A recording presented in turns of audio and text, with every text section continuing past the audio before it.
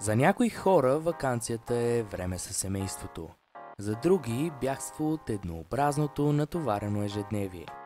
Някои я прекарват в мързеливо излежаване, а други търсят адреналини приключения. А за нас тази година ваканцията беше всичко това. Смях, приятели, диви моменти и спомени, които ще ни връщат там отново и отново. Магичните Родопи. Та, ако още не сте разбрали, тази пролетна ваканция се отправихме на едно незабравимо приключение към Пампорово. Приключение, което ще помним много време напред. И това не е първата ваканция, в която се отправяме на такова приключение. От няколко години предпочитаме по време на ваканциите да се отправяме на такива екскурзии с интересни културни и природни обекти от нашата страна. А за това приключение още от началото трябваха жертви. Трябваше да станем доста рано. И някъде около 6 часа сутринта потеглихме, а в автобуса цареше мълчание. През първите 50 км всички бяхме в едно полубудно състояние, в което само шофьора знаеше къде отиваме. А после се събудихме и започнахме да обсъждаме онова, за което всъщност се струваше да станем толкова рано.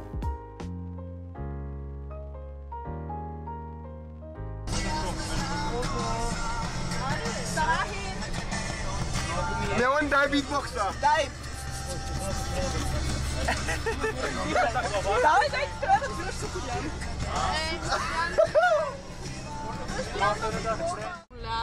Хей, хубавица, хей, брегалавица, моя ница. Кой ще се намери сърце да премери на моя... Премери, бе. Трябваше отпака не премери. Ти няма не за такова. Боже мой! И така, след около 4 часа път, няколко спирки за почивка и много нови забавни спомени, стигнахме до първата спирка за деня. Именно Палеонтологичния музей в Асеновград. Беше изключително интересно, научихме много нови неща и имахме възможността да видим единствения в България скелет на динотерии, който е обитавал нашите земи преди около 8 милиона години. След още около 2 часа път и с невероятните Родопи, съпроводени от дъжда, пристигнахме на мястото, на което щяхме да прекараме следващите 3 дни. Нашият хотел. А какво по-хубаво след 7-часово пътуване от разпускане в басейна? Не беше точно разпускане, но важното е, че се забавлявахме.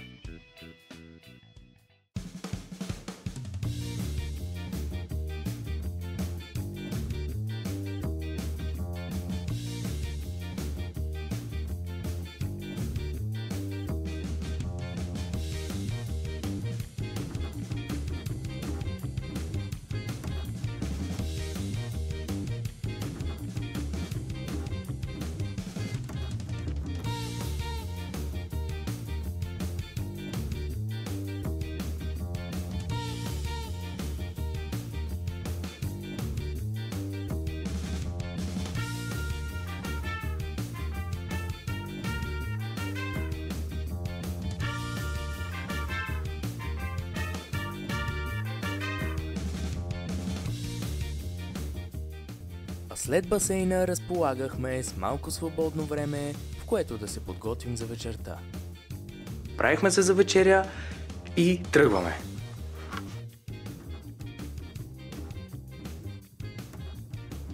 Вечерята беше изключително вкусна, но и здравословна и с настъпването на нощта идва и времето за почивка, но ние имахме достатъчно енергия, за да презаредим батерии за още преживявания и посветихме цялата вечер на танци и създаване на спомени, защото няма по-запомнящо се нещо от това, което човек е преживял.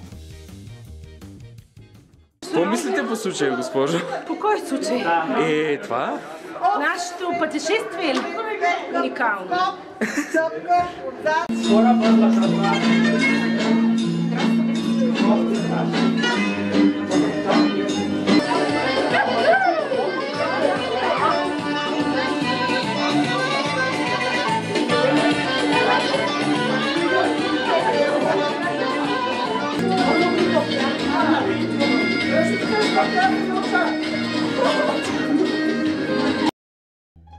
Колкото и странно да ви звучи, след всички танци все още не бяхме уморени. Но за наше щастие учителите бяха. Така че бяхме напълно свободни да правим всякакви щуротии. Отиваме да крадем стола на Каревано, че е 1 без 20. И отиваме да им крадем стола. Отиваме на мисия.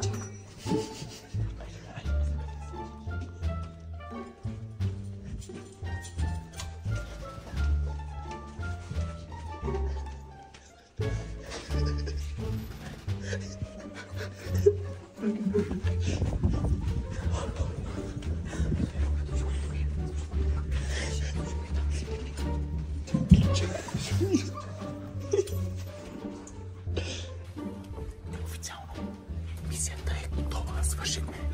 Часа е 1 часа. Течем. Сега имаме мисия да се приберем сега. Тук са учителите. Тук е край. Тук е. И така официално завърши първия ден от нашата почивка.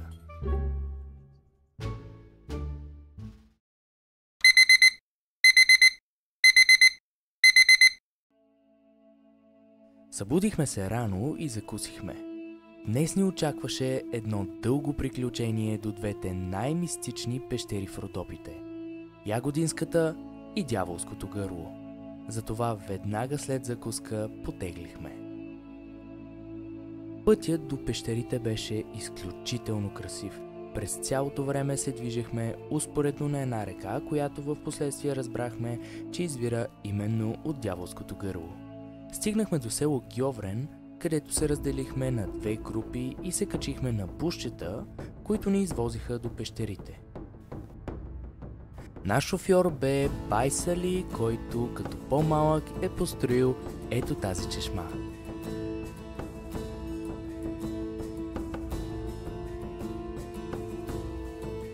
Дяволското гърло е едно от тези места, където се чувстваш като прашинка в огромния мистериозен свят.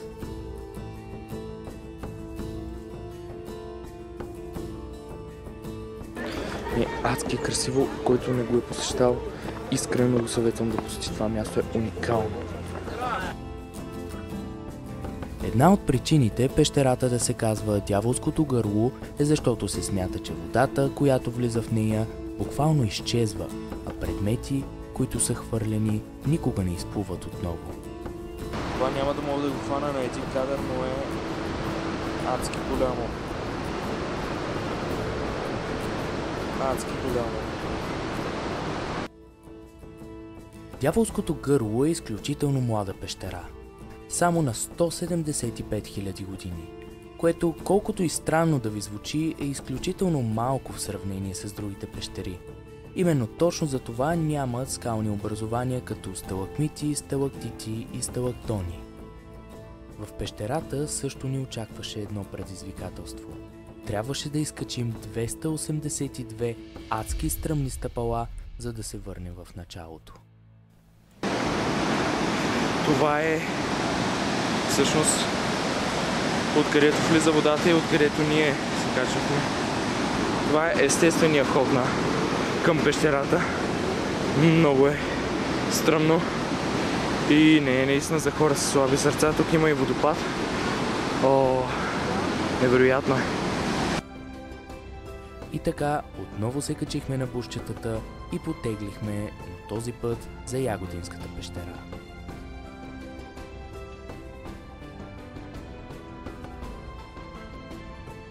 Ягодинската пещера е значително по-стара от Дяволското гърло и именно точно за това в нея могат да се наблюдават скални образования.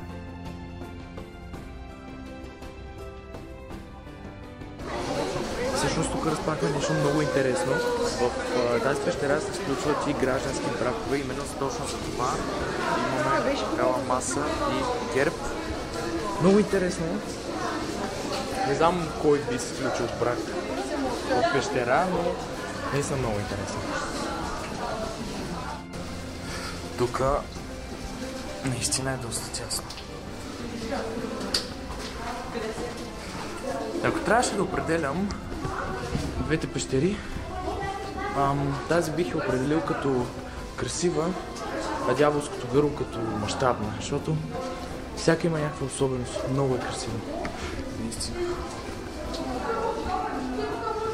Това тук е така наречената леопардова кожа, която всъщност е един от отличителните знаци за Ягодинската пещера. Много интересно. Хайде, госпожо, що следите назаде? Ами защото така ми е по-лесно, аз иначе главата ми не може някъде да сложа. И докато изследвахме пещерата, госпожа Караиванова се натъкна на сталакмит с изключително интересна форма. Хора, Богородица с младенеца. Глупост. Виж бе, все едно го е хванала така. Ти Виж, верно. все едно майка Богородица с това с младенеца. Не го ли виждаш? От тук ела да го виждаш. Да бе, наистина има нещо такова. Това все едно е така и е ръката. Ей така все едно е направо. Аз не го виждам те. Как не го виждаш? Ягодинската пещера наистина ни изуми. Тя ни показа, че човешката фантазия е безкрайна, но няма по-велик творец от майката природа.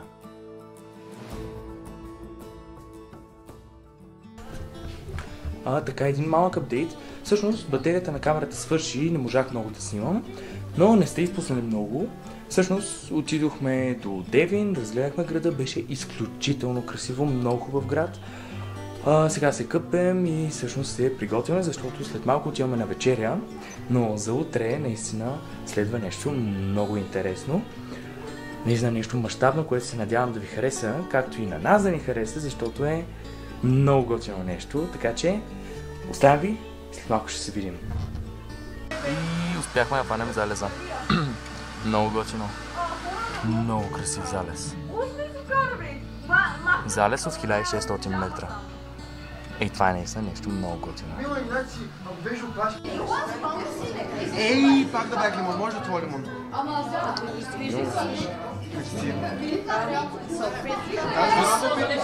Ще хапнеш ли, бе? Ще взема. Ще хапвам протеинчи и въглехидрати и ще се натъпкам, ще дигна 10 кила. Стабилно. След като вечеряхме, играхме на различни игри и така свърши и вторият ни ден.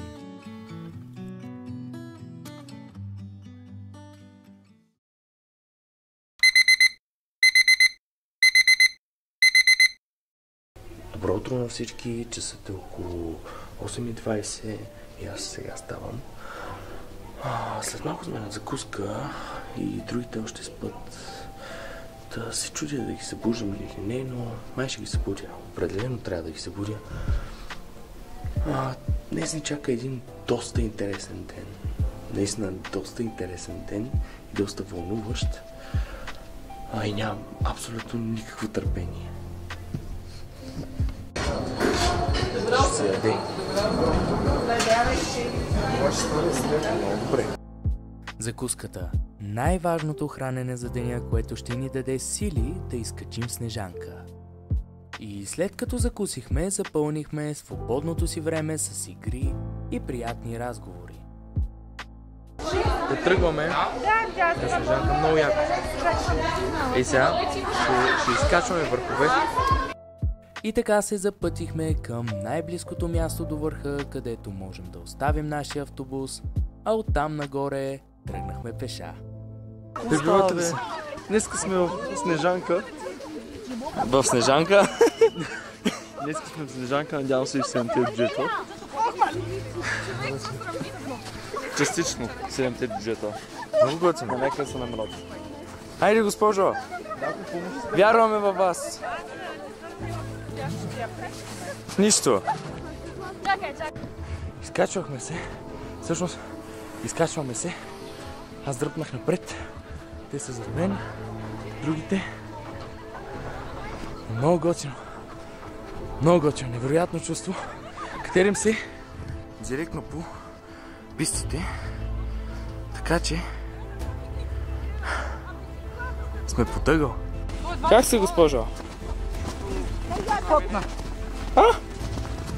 Попнах, какво беше оно и како Николинке? И така след около час и половина изкачване, най-накрая стигнахме върха. Направихме снимки. Сега ще се качваме в кулата. Още по-гъсо. Отгоре ще има невероятна гледка. Гледката беше невероятна. Оттам се виждаше цялото Пампорово. Любувахме и се, може би около час. А сега идва рети на забавната част. Слизането.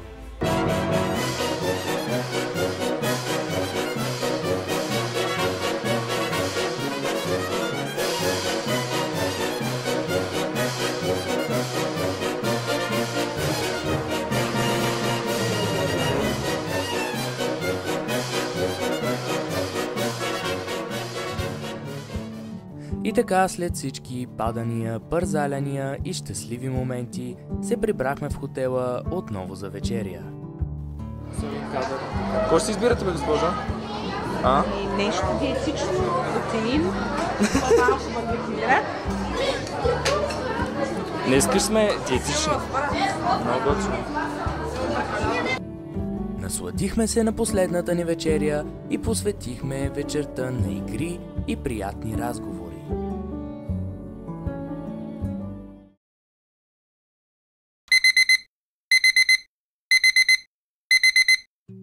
Колкото и да не ни се иска, нашата почивка отива към своя край. Закусихме, събрахме багажа, казахме чао на Пампорово и се отправихме към последната ни отбивка, а именно Бачковския манастир. Официално сме на последната спирка за нашата почивка, именно Бачковския манастир. Се очаква, че ще е много хубаво, защото самия манастир лично според мен е един от най-живописните и най-красиви манастири в България. Може би единственият по-красив от него е Рилския, но това е един уникален манастир, има уникален чар и сега е време да го видим.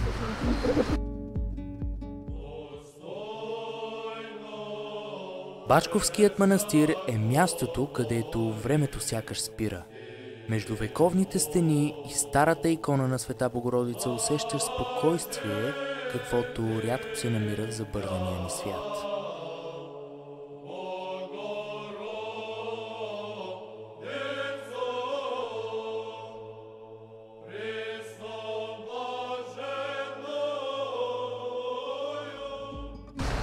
Официално вече свърши нашата почивка, свършихме с последната локация, а именно с Бачковския манастир. Беше адски красиво, наистина препоръчвам ви да дойдете и да го видите.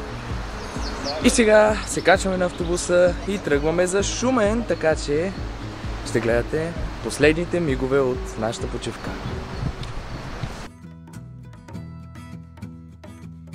Черна черга, простряна пред мен. Пътеки преплитат се, ден подир ден. Тук лудо младо задява момите. 4 дни без брой спомени, смях, емоции, изгреви, залези и моменти, които остават само между нас и планината. Пампорово ни научи, че най-ценните ваканции не са тези, планирани до последната секунда, а тези, в които се оставяш на момента. Благодарим на всеки, който беше част от това приключение. А на вас, които гледахте, пожелаваме ви същата магия някъде там, на пътя към следващото ви бягство. До нови срещи и не забравяйте, спомените не се броят в дни, а в моменти.